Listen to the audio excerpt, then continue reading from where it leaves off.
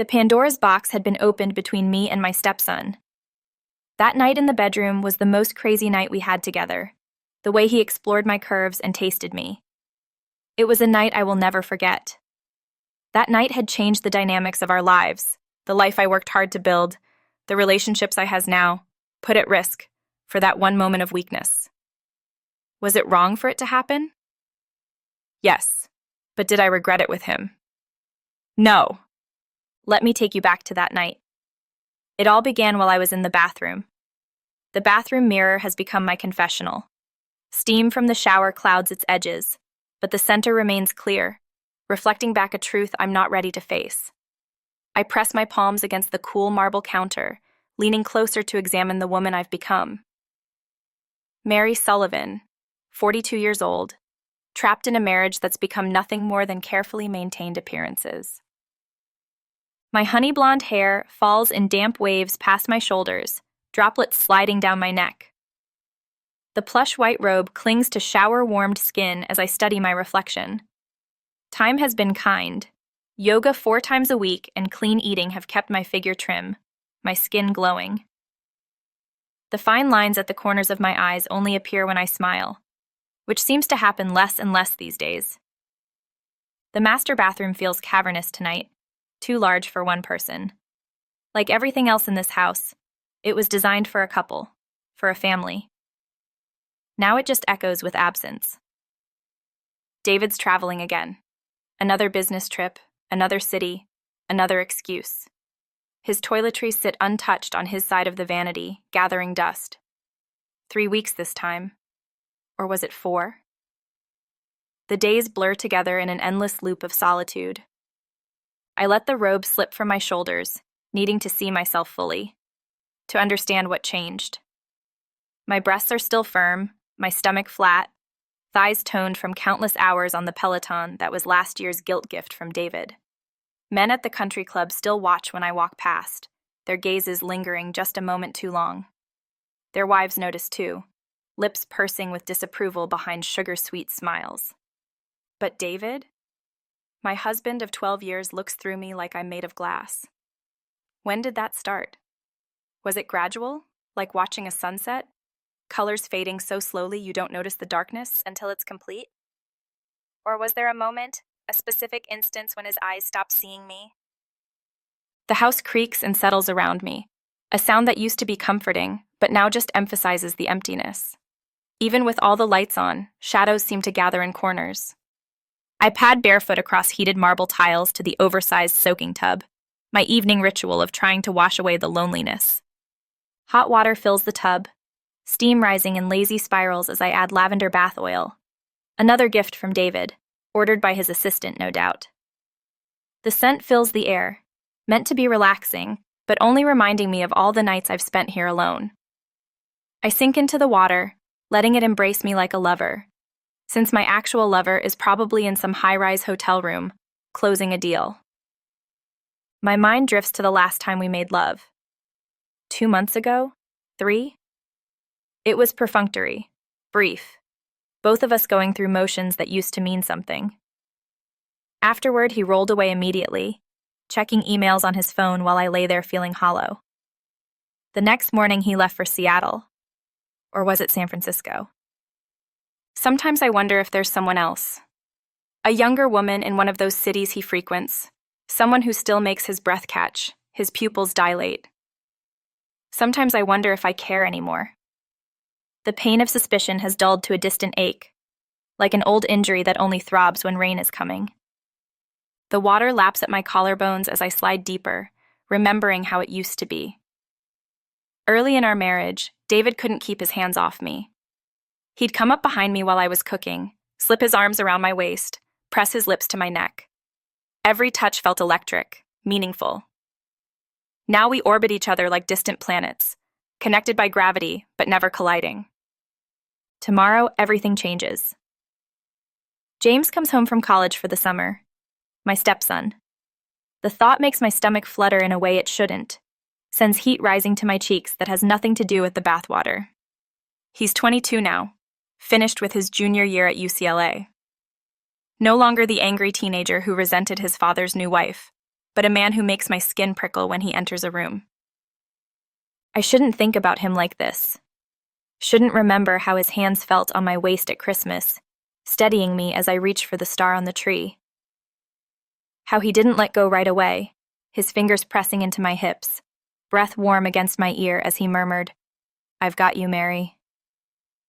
Not mom, not stepmom, just Mary, like a woman, like someone he saw. The memory makes me shift restlessly in the cooling water, guilt and something darker twisting in my belly. I should get out, should distract myself with one of the books piling up on my nightstand or the Netflix shows I never seem to finish. Instead, I close my eyes and sink deeper, letting the water cover my ears until all I can hear is my own heartbeat and the echo of his voice saying my name. What kind of woman fantasizes about her stepson while lying in her marriage bed? What kind of mother figure lets her mind wander down such forbidden paths? But then, I was never really his mother, was I? Just the woman his father married, the interloper who tried too hard to make everyone happy while slowly losing herself. The water has grown tepid by the time I finally rise, wrapping myself in one of the thick Egyptian cotton towels David's interior decorator selected. Through the bathroom window, I can see lights going out in neighboring houses, other families settling in for the night together. My phone sits silent on the counter. No messages, no missed calls. Just another night in the echoing emptiness of a house that used to feel like home.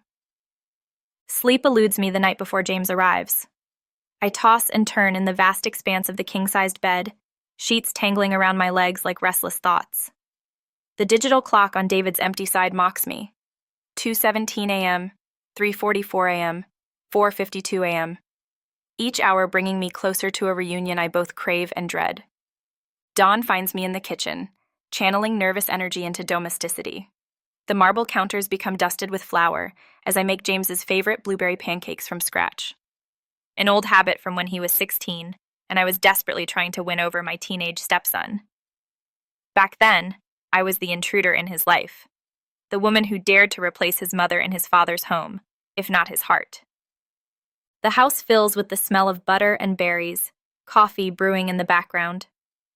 I've changed my outfit 3 times already, finally settling on a casual sundress that's neither too maternal nor too something else I refuse to name.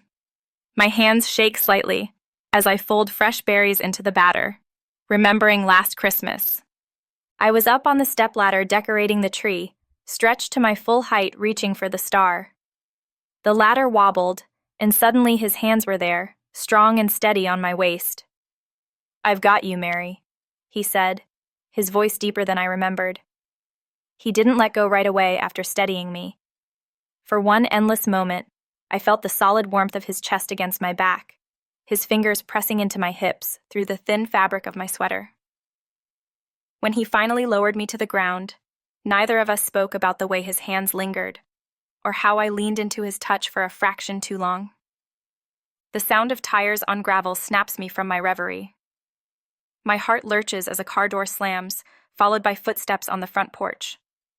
I smooth down my dress, tuck a strand of hair behind my ear, try to compose my features into something appropriately stepmotherly. Something smells amazing. His voice fills the doorway before I see him. It hits me like a physical force, deeper than I remember, rich like aged whiskey. I turn, spatula in hand, and my carefully constructed composure fractures.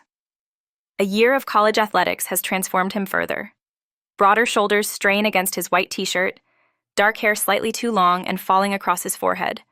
His father's eyes but warmer, softer somehow. The way they sweep over me makes my throat tight. "Welcome home," I manage, hating how breathy my voice sounds. "You've grown."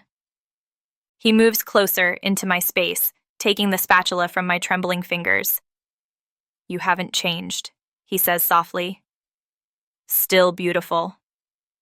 The kitchen suddenly feels too small, too warm.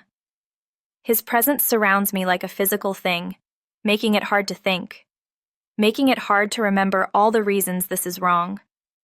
The marble counter presses against my lower back as I unconsciously retreat, but there's nowhere to go. "The pancakes," I murmur, turning back to the stove with perhaps too much enthusiasm. They'll burn. He chuckles, but steps back, giving me room to breathe. Can't have that. Need help? We fall into an unexpected rhythm, moving around each other in the kitchen like dancers in a complicated choreography. He sets the table while I flip pancakes, tells me about his classes while I pour coffee. If he notices how I carefully avoid touching him when passing plates, he doesn't mention it.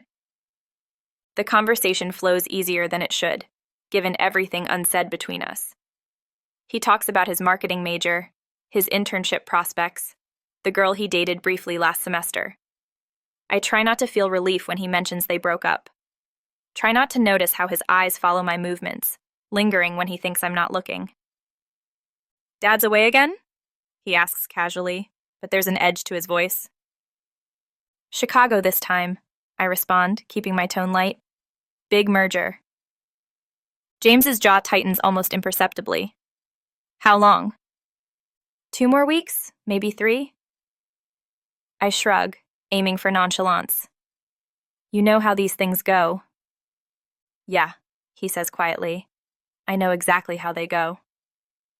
Something in his tone makes me look up, catch his gaze. The understanding I see there is too acute, too knowing. He sees the empty nights, the hollow excuses, the careful facade I maintain. Sees me. The moment stretches between us, charged with everything we can't say. Then his phone buzzes, a text from a college friend about meeting up later, and the spell breaks. He helps me clear the dishes, our domestic tableau coming to an end. Thanks for breakfast, he says at the kitchen door. It's good to be home. The way he looks at me when he says home makes my skin flush. I watch him bound up the stairs to unpack, listen to his footsteps overhead, and press my forehead against the cool refrigerator door. What am I doing? What are we doing? The questions echo in my mind, unanswered and dangerous. The days that follow are an exquisite form of torture. Each morning I wake to the sound of James's shower running down the hall, trying not to imagine water trailing down his body. The house feels charged now, air thick with possibility and guilt. We dance around each other in shared spaces. In the kitchen, he reaches past me for coffee mugs, his chest brushing my back. During movie nights, the couch seems to shrink, the space between us electric. His scent, sandalwood and something uniquely him, follows me through my dreams. The pool becomes my refuge. Late one night, unable to sleep, I slip into the water.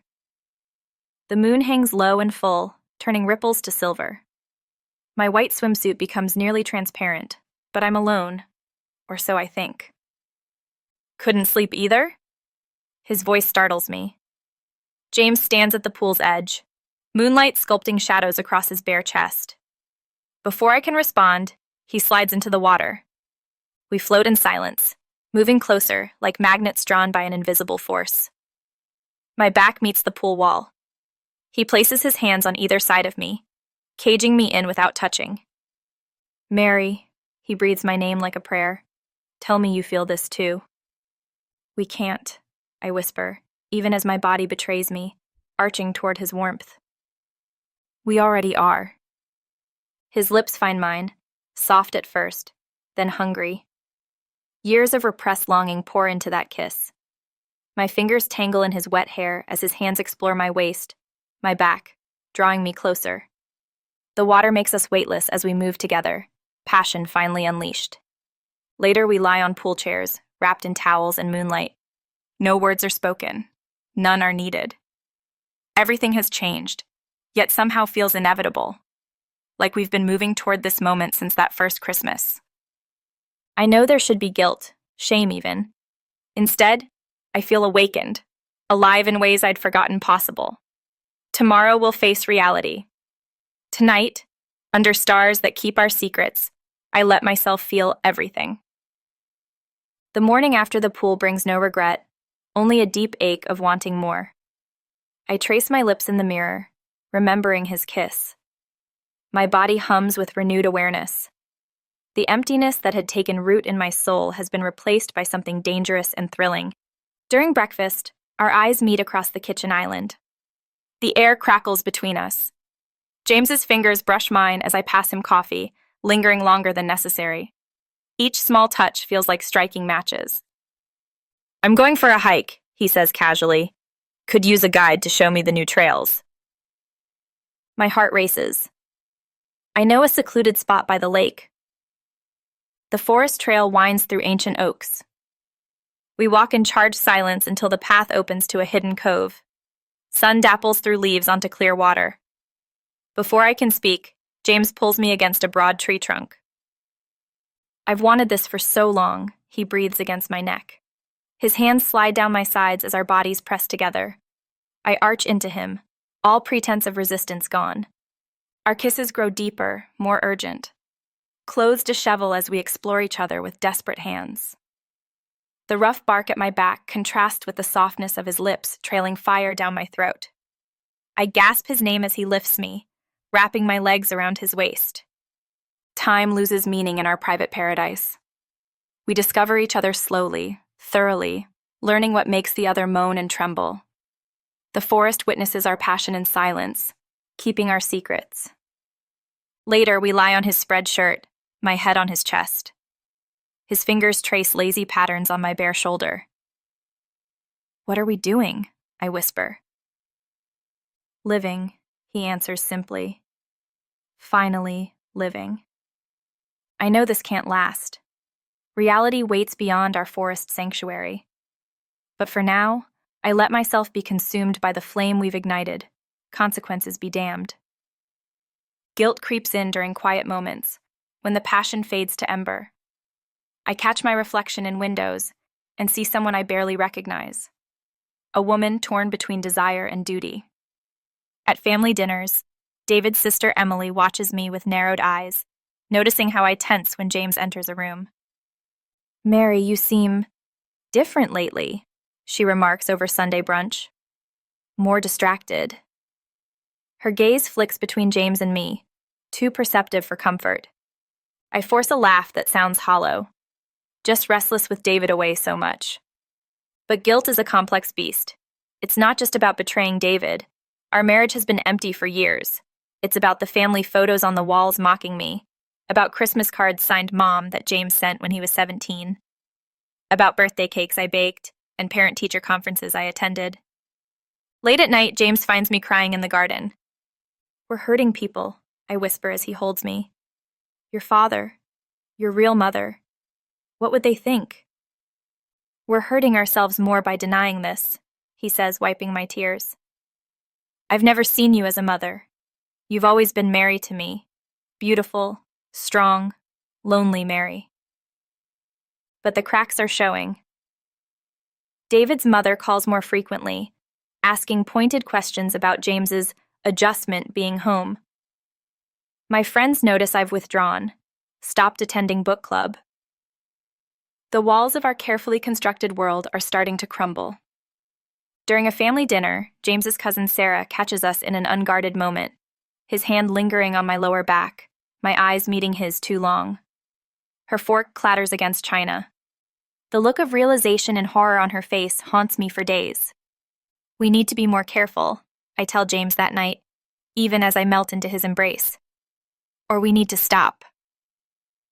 But we both know we're past the point of stopping.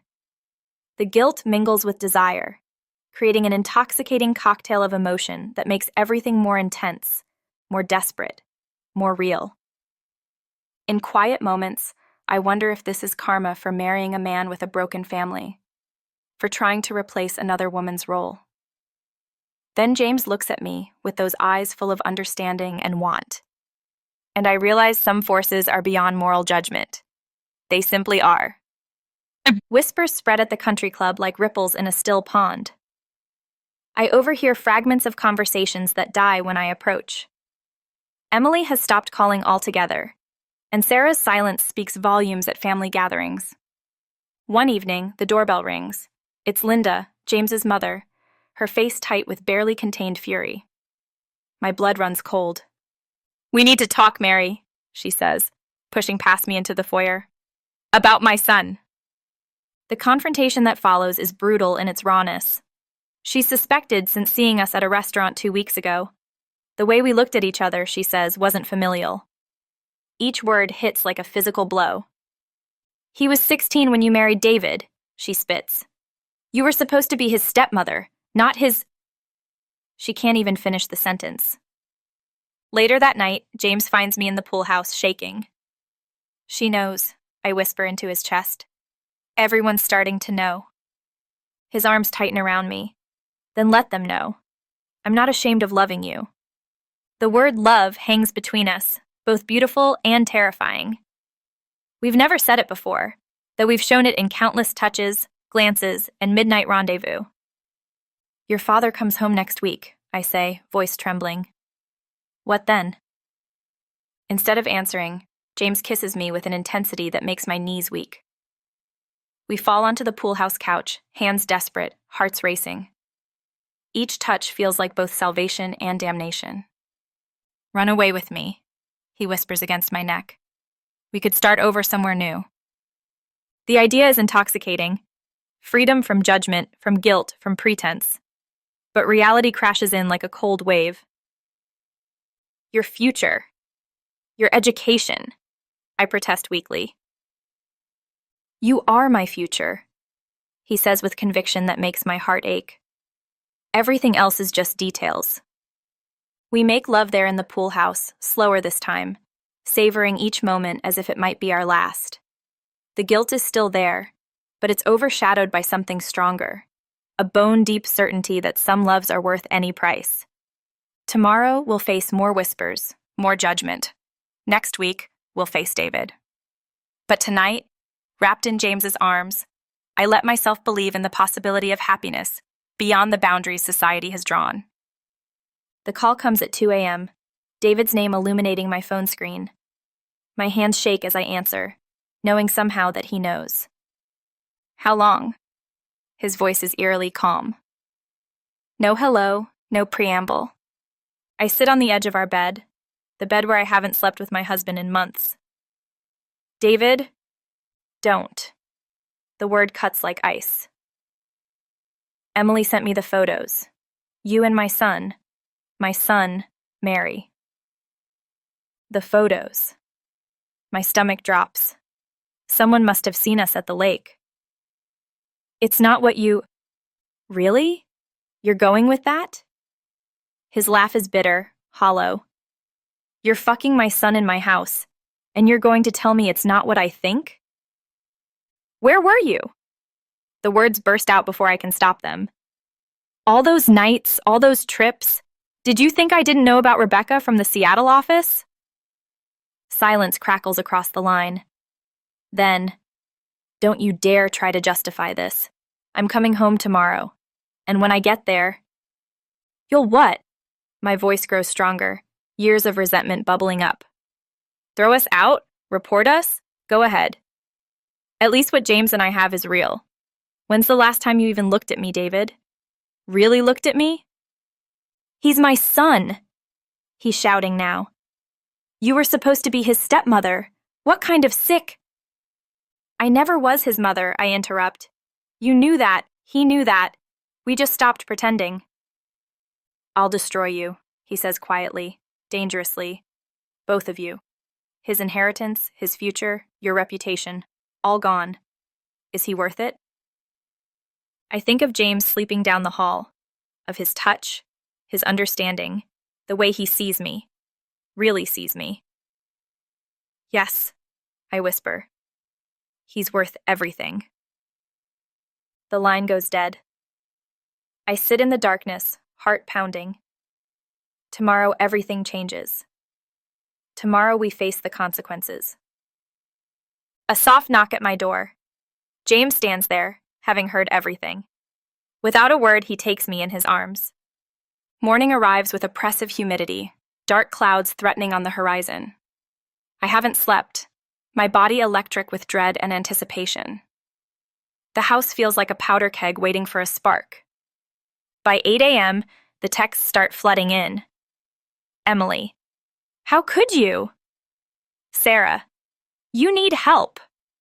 Linda, James's mother. I'm calling my lawyer. I turn off my phone, hands trembling as I pour coffee I can't drink. James finds me in the kitchen, pale but resolute. "I heard you pacing all night," he says, pulling me into his arms. "Whatever happens today, we face it together." We spend the morning in strange domesticity, knowing it's our last peaceful moment.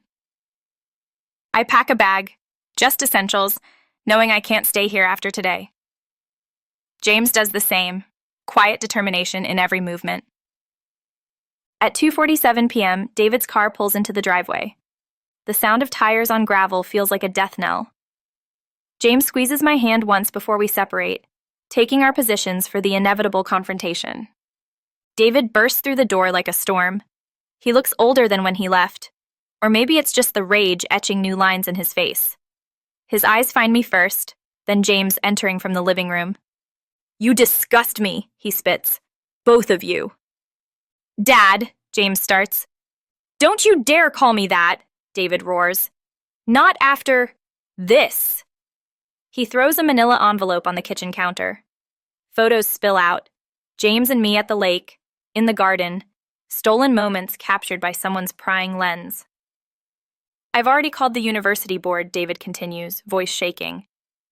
"Your internship offers? Gone. The trust fund? Frozen. And you," he turns to me, "expect divorce papers. I'll make sure everyone knows what kind of woman you really are." I step forward, finding strength I didn't know I had.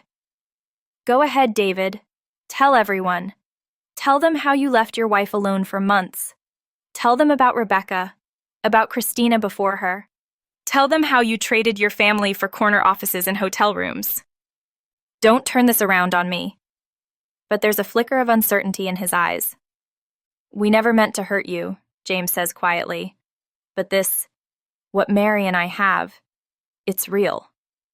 David laughs, a harsh sound. "Real? You're 22. She's your stepmother."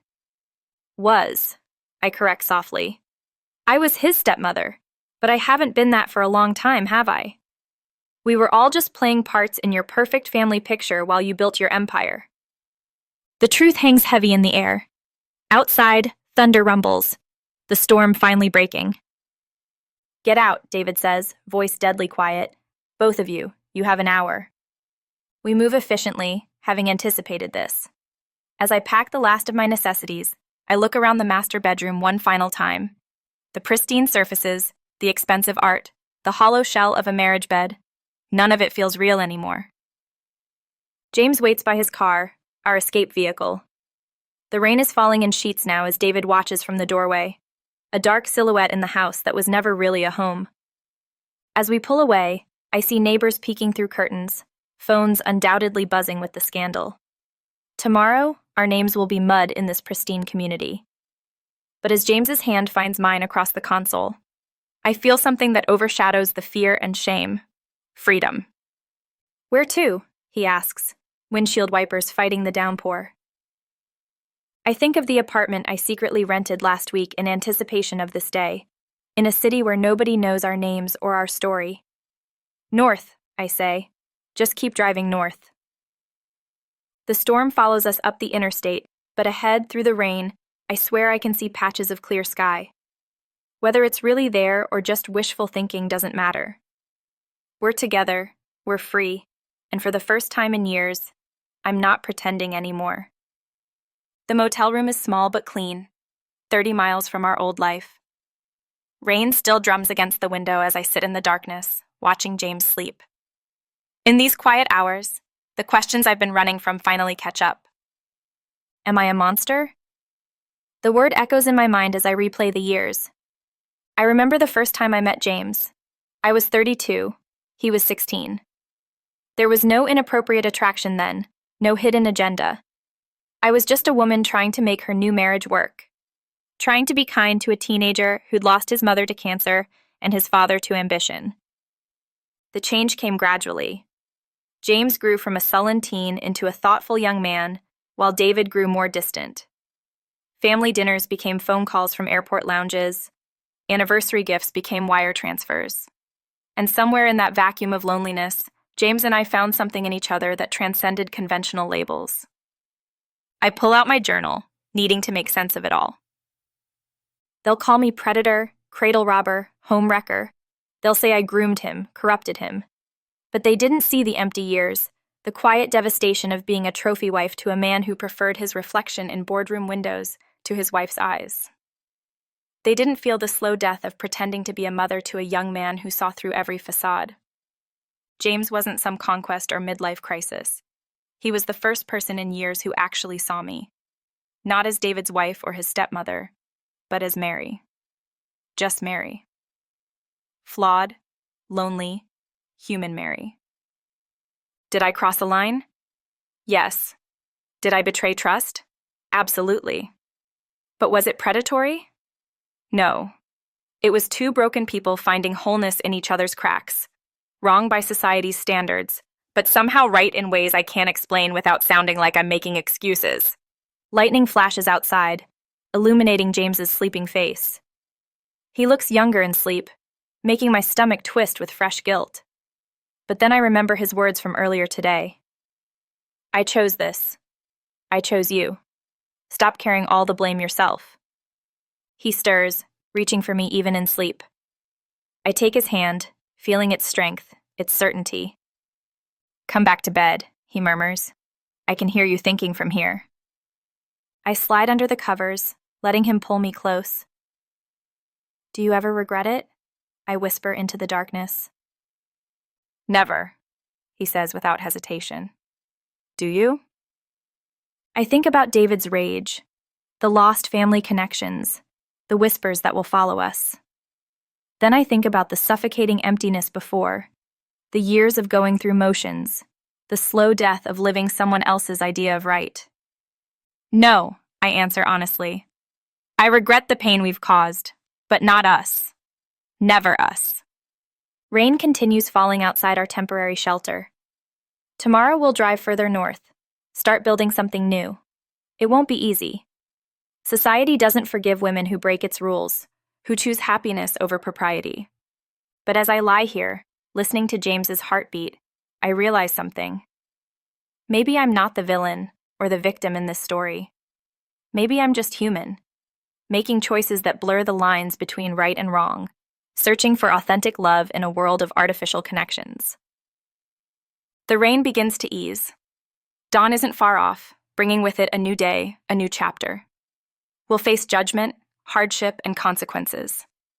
But we'll face them together, carrying our complicated truth in a world that prefers simple lies.